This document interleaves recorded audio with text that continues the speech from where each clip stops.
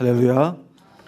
어느 시골 학교 선생님이 아이들이 다 이제 집으로 돌아간 오후에 무료함을 달래기 위해서 아이들이 키우는 동물 사육장에 나가봤습니다. 그 동물 사육장에 나가봐서 가장 귀엽게 생긴 햄스터 한 마리를 우리에서 꺼내서 손바닥 위에 올려놓고 가지고 놀았어요. 한참 동안 가지고 놀다가 이 빙글빙글 돌리기도 하고 그랬더니 이 햄스터가 갑자기 축 늘어지면서 쓰러지는 겁니다. 그러더니 얼마 후에 얘가 죽어버렸어요. 선생님이 너무 당황했죠. 그 다음날 아이들이 학교에 와서 보면 크게 실망할까봐 얼른 이 차를 몰고 나가서 펫샵에 가서 가장 비슷하게 생긴 햄스터를 한 마리 사다가 우리 안에 집어넣었습니다. 그러면서 혼자 가슴을 쓸어내면서 10년 감수했다 이렇게 생각했는데 며칠 후에 한 아이의 일기를 보고 그만 뒤로 넘어가 버리고 말았습니다. 아이가 이렇게 썼어요. 5월 4일 날씨 맑음. 오늘은 나의 햄스터가 조금 이상하다. 평소에 밥을 잘 주었을 때는 괜찮았는데 하루 굶겼더니 애가 암놈으로 변했다. 여러분, 아이들은 어른들과 보는 것과 생각하는 것이 다릅니다. 5월은 가정의 달이죠. 오늘은 특별히 어린이 주일로 지키는 날입니다.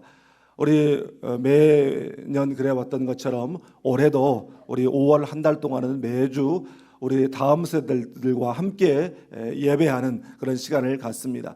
그래서 오늘은 이 첫 주로서 2부 예배는 우리 사랑부 친구들과 함께 예배하고 3부 예배는 유치부 친구들과 함께 예배하는 시간을 갖습니다.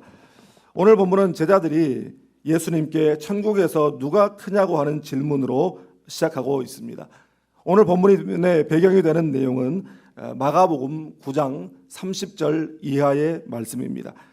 예수님께서는 제자들에게 장차 자신이 사람들에게 넘겨져서 죽임을 당하고 죽은 지 3일 만에 다시 살아나리라고 하는 말씀을 하셨습니다. 이것은 예수님께서 하신 두 번째 순환 예고로서 예수님께서 십자가를 지시기 약 한 달 전쯤에 하신 말씀입니다. 그런데 제자들은 예수님의 그 말씀을 깨닫지 못한 채 그 와중에도 예수님께서 예루살렘에 가셔서 왕이 되시면 누가 더 높은 자리를 차지하게 될 것인가, 누가 더 큰 자인가라고 하는 논쟁을 벌이고 있었습니다. 그러다가 가버나움의 한 집에 들어가셨을 때 예수님께서 제자들에게 물었어요. 아까 올 때 보니까 너희들 어떤 문제로 논쟁을 벌이던데 무엇 때문에 그랬냐 이렇게 물으셨는데 제자들은 꿀먹은 벙어리처럼 잠잠했다라고 했습니다. 그런데 오늘 본문의 시작은 바로 그런 배경하에서 제자들이 길에서 논쟁했던 그 연속선상에서 예수님께 한 질문이었습니다. 천국에서는 누가 크니까?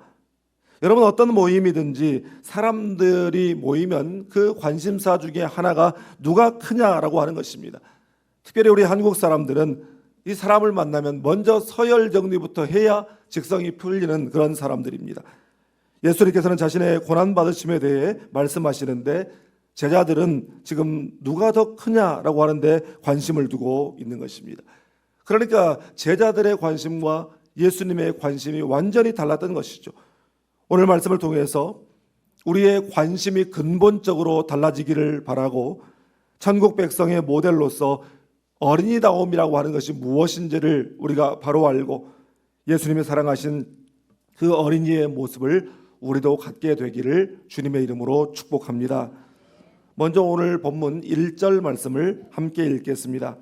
그때 제자들이 예수께 나와 이르되 천국에서는 누가 크니이까? 아멘. 예수님께서는 곧 있으면 이제 예루살렘에서 당신의 체포당하시고 고난당하시고 죽임당하실 것과 사흘 만에 다시 살아나실 것에 대한 심각한 주제로 제자들에게 말씀하시는데도 제자들의 관심은 온통 예수님께서 왕이 되시면 누가 더 높은 자리에 앉게 될 것인가 라고 하는 것이었습니다. 그러니까 제자들의 관심은 하나님 나라가 아니라 바로 이 세상 나라였던 것이죠. 그런 세속적 관심이 천국으로까지 확장되고 있습니다. 천국에서는 누가 크니까? 천국에 가면 어떤 사람이 더 높은 자리에 앉게 됩니까? 라고 하는 질문이거든요. 저는 제자들이 이 질문을 두 가지 차원에서 했다고 생각합니다. 하나는 자신들의 세속적 관심과 욕망을 신앙으로 포장하고 있는 것입니다. 예수님, 천국에서 큰 자가 누굽니까? 그런 사람이 이 세상 나라에서도 높은 자리에 앉아 다스려야 되지 않겠습니까? 라고 하는 그런 질문입니다. 또 하나는 천국에 대한 오해죠. 천국도 이 세상 나라처럼 높은 자리가 있고 낮은 자리가 있고 또 큰 사람이 있고 작은 사람이 있다라고 그렇게 생각하는 것입니다. 실제로 당시 랍비들은 하나님 나라 이 천국에도 그 천국 백성들의 7등급이 있다라고 그렇게 믿었습니다. 그래서 제일 낮은 1등급에서부터 제일 높은 7등급까지 이렇게 사람들이 등급이 있어서 분류된다라고 그들은 생각했습니다.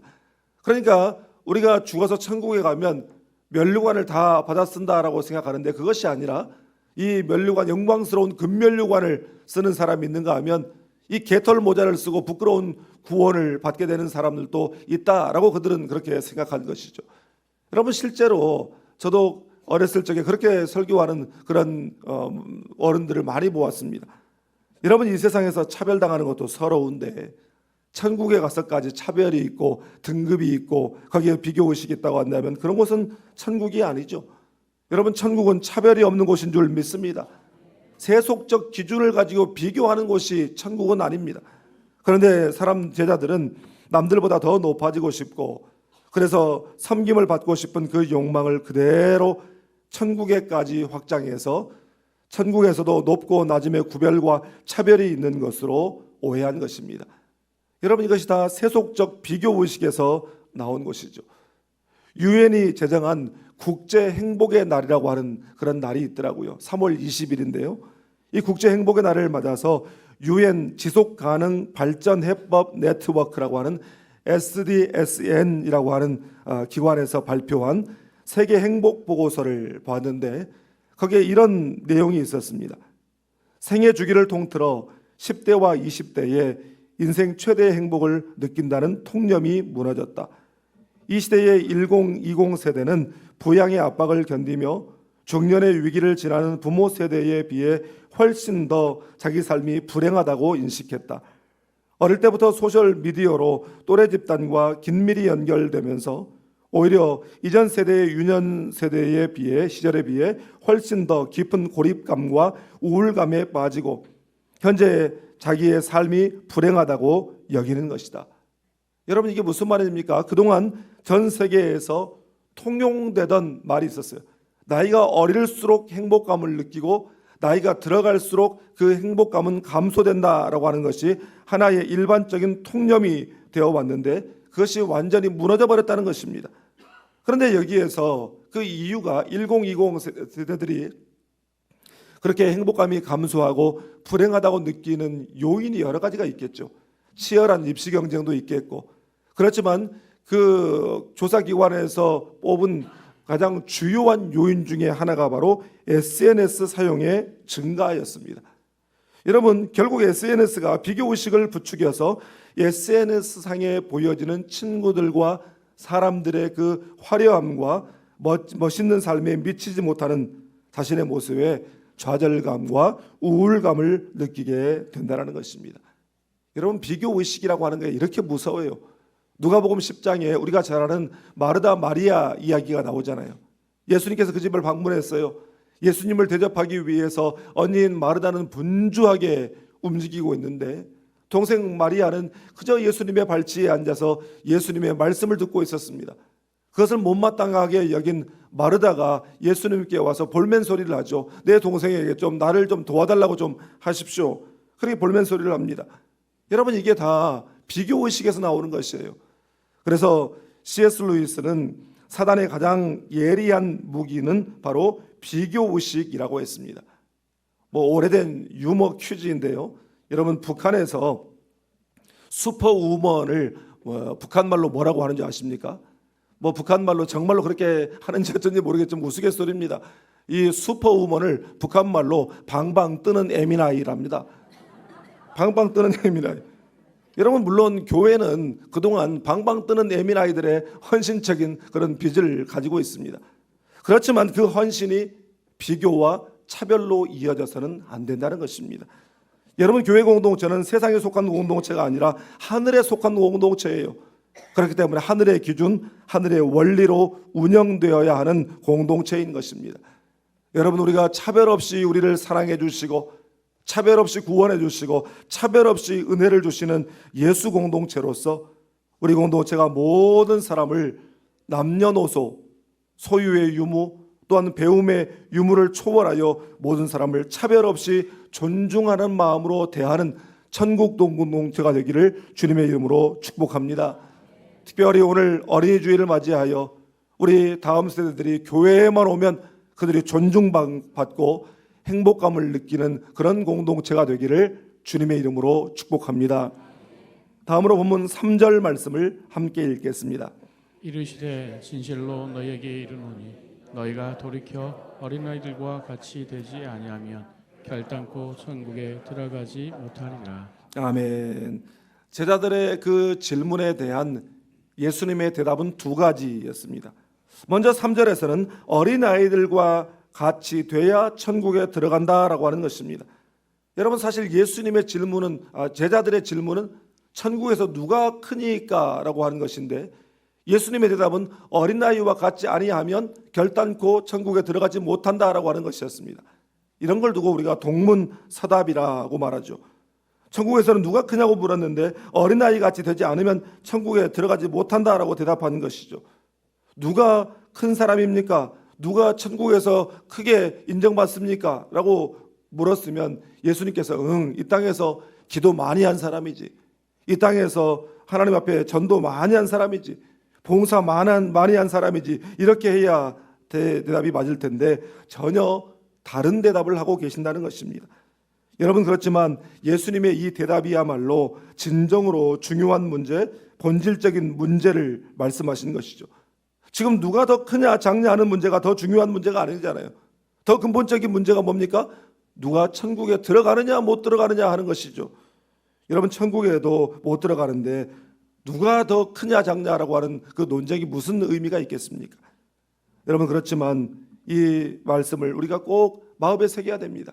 제가 자주 들려드리는 이야기입니다만 어떤 목사님이 미국에 가는데 난생 처음으로 이 비즈니스 클래스를 타고 미국에 가게 됐습니다. 어찌나 편한지, 이렇게 편한 세상도 있구나라고 생각하면서 편안하게 이제 갔어요. 그래서 미국의 뉴욕 JFK 공항에 도착했는데 이분이 하시는 말씀이 그 입국 심사를 받는데 비즈니스석을 타고 왔다고 해서 입국도 빨리 갈 수 있도록 그렇게 해주는 줄은 없다라는 것입니다. 더구나 이 이코노미석으로 왔든지 비즈니스석으로 왔든지 퍼스트 클래스석으로 왔든지 아무 상관없이 입국 심사대 앞에서는 모두가 다 평등하다라는 것입니다. 그러면서 순간 그의 마음에 이런 생각이 든 거예요.